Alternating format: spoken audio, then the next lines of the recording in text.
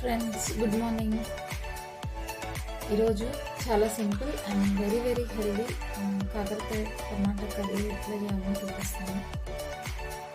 I hope మీ అందరికి నచ్చుతుంది. Try చేయండి, కమెంట్ సెక్షన్లో చెప్పండి ఎట్లా వచ్చింది టేస్ట్. చాలా సింపుల్ అండ్ వెరీ హెల్దీ.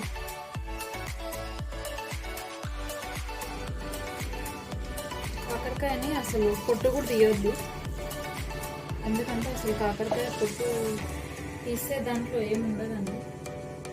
పొట్టు తీయకుండా